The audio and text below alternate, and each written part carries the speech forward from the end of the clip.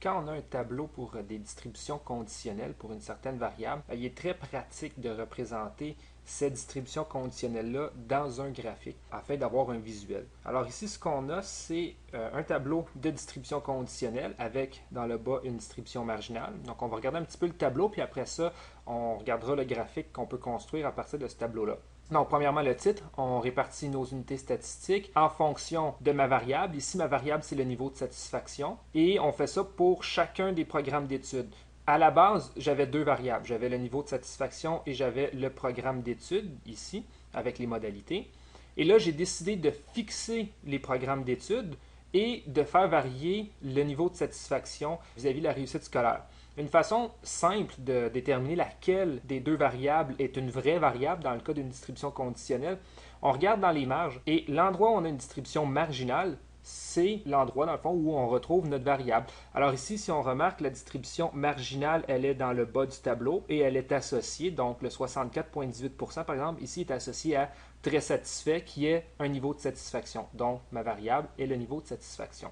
Alors, dans le graphique que je vais construire, le titre de mon graphique, bien entendu, va être le même que le titre de mon tableau. Comme ma variable, c'est le niveau de satisfaction, c'est ce que je vais retrouver à l'horizontale dans le bas de mon graphique. Alors, je vais avoir le nom de ma variable, niveau de satisfaction, et je vais avoir mes quatre modalités. Ensuite, l'axe vertical va être gradué en pourcentage et ça va représenter le pourcentage de mes unités statistiques. Alors ici, ça va être des étudiants. Et là, la particularité, c'est que dans le fond, ici, ce que je vais construire, c'est un diagramme à bande. Donc, je vais avoir une bande pour très satisfait qui va aller jusqu'à 64,18%, une pour satisfait, une pour insatisfait et une pour très insatisfait. Mais ce que je vais faire, c'est que à côté de chacune de ces quatre bandes-là, je vais ajouter une bande pour chacun des programmes. Alors, ce qui va se passer, c'est que je vais avoir quatre séries de bandes. Une série de bandes pour chacune des modalités de ma variable. Donc, genre une série de bandes pour très satisfait, une pour satisfait, une pour insatisfait, une pour très insatisfait. Donc, quatre séries de bandes. Et dans chacune de mes séries de bandes, je vais retrouver chacune des distributions conditionnelles ainsi que la distribution marginale. Alors ici, j'ai 1, 2, 3, 4, 5 distributions conditionnelles et une distribution marginale. Donc, je vais avoir 6 bandes qui vont être regroupées ensemble et je vais faire ça pour chacune de mes modalités de ma variable. Donc, 6 bandes fois les 4 modalités. Alors, je vais avoir 24 bandes regroupées en paquets de 6, 4 paquets de 6 dans mon graphique. Alors, je vais faire apparaître le graphique et puis on va regarder ensemble comment on lit ce type de graphique-là et comment on retrouve les informations du tableau dans le graphique et vice-versa. Voilà. Le titre du tableau, plutôt le titre du graphique, on remarque, c'est exactement le même que le titre de mon tableau. J'ai mon axe vertical qui est gradué en pourcentage avec le nom des unités statistiques ici, donc le pourcentage des étudiants. On a dit que ma variable, c'était le niveau de satisfaction avec les modalités. Alors, j'ai le niveau de satisfaction et là, j'ai mes quatre modalités, très satisfait, satisfait, insatisfait et très insatisfait, qui sont mes quatre modalités. Et pour chacune de mes modalités, j'ai 1, 2, 3, 4, 5. Donc, mes 5 distributions conditionnelles et en dernier, ma distribution marginale. Donc, la valeur associée à la distribution marginale. Et on a besoin d'une légende. Donc ça, c'est un petit ajout ici qu'on doit avoir parce que je dois indiquer dans le fond chacune de mes distributions conditionnelles et en plus ici la distribution marginale. Alors, comment on lit ce type de tableau-là? Premièrement, si je n'avais pas eu les programmes d'études, donc j'aurais fait disparaître tout le tableau, tout le centre du tableau et j'aurais eu seulement la ligne du bas. Alors, si on se concentre sur la ligne du bas, l'ensemble du cégep, on remarque ici c'est le orange. Alors, j'aurais eu une bande pour très satisfait, une bande pour satisfait, la bande orange ici pour insatisfait et pour très insatisfait. Et donc, ça, c'est la répartition de mes unités statistiques en fonction du niveau de satisfaction. Alors, si on remarque, ici, si je lis la bande orange, j'ai environ 65% de mes étudiants qui se disaient très satisfaits. Alors ici, la distribution marginale fait abstraction des programmes. Alors, 65% environ qui étaient très satisfaits. Si on regarde ici, on a quelque chose aux alentours de 25% qui se disaient satisfaits. Ici, on a un petit peu plus que 5%, donc peut-être 7 ou 8, je ne sais pas. Bon, on le voit ici dans le tableau, on a 7. Alors ça, c'est le 7% qui est ici. Et ici, on a le 3% qui est ici. Alors, on retrouve le diagramme à bande qu'on aurait eu si on avait fait l'analyse en fonction de seulement la variable du niveau de satisfaction. La différence, c'est que maintenant, on va ajouter les distributions conditionnelles. Alors, les distributions conditionnelles, c'est les premières colonnes. Si on reprend la colonne bleue, par exemple, ici, la bleue foncée, Alors, on remarque que c'est pour sciences de la nature. Alors, sciences de la nature est en bleu ici, ici, ici et ici. Donc, on remarque que parmi les étudiants de sciences de la nature, c'est ici, là, je me promène juste sur ma bande bleue, je suis en sciences de la nature. Donc, parmi mes étudiants de sciences de la nature, on remarque qu'il y a environ, bon, peut-être 64% des étudiants de sciences de la nature qui se disent très satisfaits vis-à-vis de leur réussite scolaire. Si je change ici, ça c'est encore mes sciences de la nature, mais cette fois-ci, c'est ceux qui sont satisfaits. Donc, il y a environ 25, un peu plus que 25%, là, disons 26% des étudiants de sciences de la nature qui se disaient satisfaits vis-à-vis leur niveau, leur réussite scolaire. Et si on regarde ici là, le 26% que je viens chercher dans le graphique, sciences de la nature, satisfait, c'est le 26,40% qui est ici. Et on peut faire ça pour tous les programmes. Chose importante à remarquer, c'est que si je prends les pourcentages associés à chacune ici là, de mes distributions conditionnelles et que je les additionne, je n'arriverai pas à 100%. Ou en fait, si on arrive à 100%, c'est un coup de chance. Donc, par exemple, ici, j'ai un presque 65%, j'ai un autre presque 65%. Ici, j'ai quelque chose qui dépasse le 80%. Bien entendu, si j'additionne tout ça, je vais dépasser 100%. Comment on doit lire ce type de tableau-là? C'est-à-dire, on doit le lire distribution conditionnelle regroupée ensemble. Donc, distribution conditionnelle par distribution conditionnelle. Par exemple, si je m'attarde ici au vert, donc le vert, c'est les techniques de comptabilité et de gestion. J'avais environ 80% des étudiants qui étaient très satisfaits en comptabilité et gestion. J'en avais environ 15 qui se disaient satisfaits. Donc, si j'additionne 80 et 15, on arrive à 95. J'en ai environ 3% qui se disaient insatisfaits. Donc, si on additionne le 3%, on est rendu à 98%.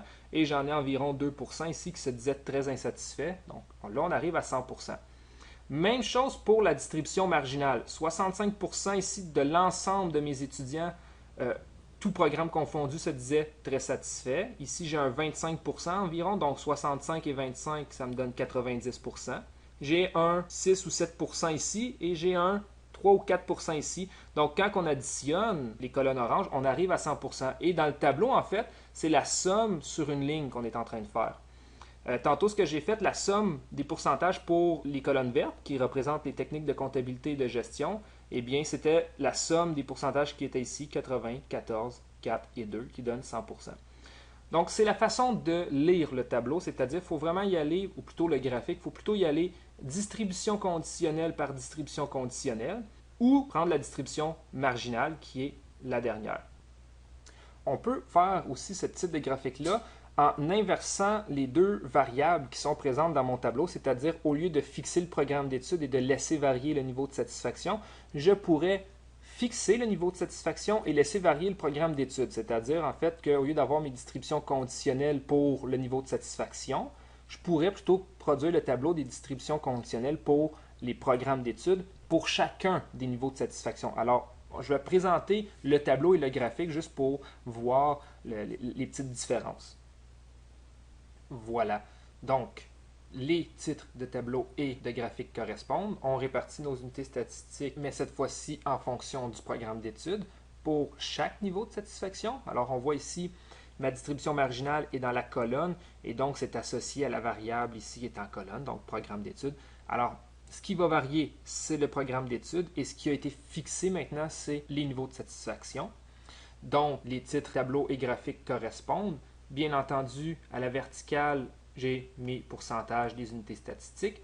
À l'horizontale, alors là, je viens de dire que ma variable maintenant, c'est le programme d'études.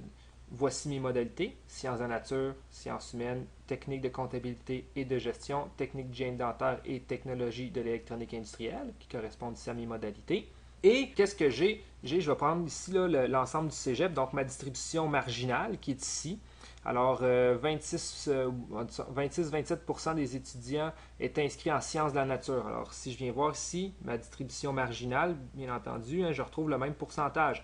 Ici, j'obtiens quoi? J'obtiens 60 quelques, donc peut-être 61 ou 62% des étudiants de ce cégep étaient inscrits en sciences humaines. Alors, on voit que c'est ici les pourcentages associés à la distribution marginale. Donc, c'est très semblable à ce qu'on avait pour l'autre type de graphique. Et là, bon, combien j'ai de modalités? J'en ai 1, 2, 3, 4, 5. Donc, j'ai mes 5 blocs. 1, 2, 3, 4, 5. Et j'ai combien de distributions conditionnelles? J'en ai une par niveau de satisfaction. Alors, j'ai 4 distributions conditionnelles plus une distribution marginale. Alors, j'ai 5 bandes par bloc. 1, 2, 3, 4, les distributions conditionnelles et la distribution marginale. Et ici, on a notre légende qui nous permet d'associer chacune des couleurs au niveau de satisfaction. Donc, par exemple, si je prends, disons, le mauve qui correspond à très insatisfait, alors on remarque qu'en sciences de la nature, ici, on avait 20%. Donc, 20% de mes personnes qui se disaient très insatisfaits se retrouvaient en sciences de la nature. Ici, 71% de mes étudiants qui se disaient très insatisfaits se retrouvent en sciences humaines, donc 70-71%. Et après ça, on a le 2,22% de mes étudiants très insatisfaits qui se retrouvent en comptabilité et en gestion. Aucun en technique d'hygiène dentaire et, si on regarde le graphique, un peu plus de 5%, donc 6 ou 7% du total de mes très insatisfaits qui se retrouvent en électronique industrielle. Alors, si j'additionne les pourcentages de mes colonnes mauves, donc de ma distribution conditionnelle ici pour niveau très insatisfait, eh bien, j'obtiens 100%. Et en fait, ce sont les pourcentages qui sont ici qui, additionnés, donnent 100%. Même chose, si j'additionne les pourcentages de chacune de mes modalités ici pour la distribution marginale, eh bien, en fait, qu'est-ce que je fais?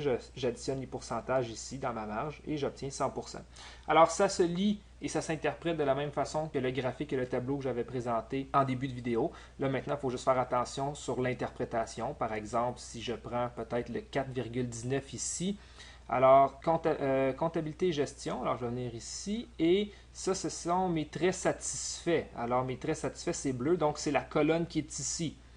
Donc, sur l'ensemble de mes étudiants qui étaient très satisfaits de leur réussite scolaire, il y en avait 4,19 qui provenaient de techniques de comptabilité et gestion. Donc, voici mes très satisfaits. Ils sont répartis de la façon suivante dans les programmes.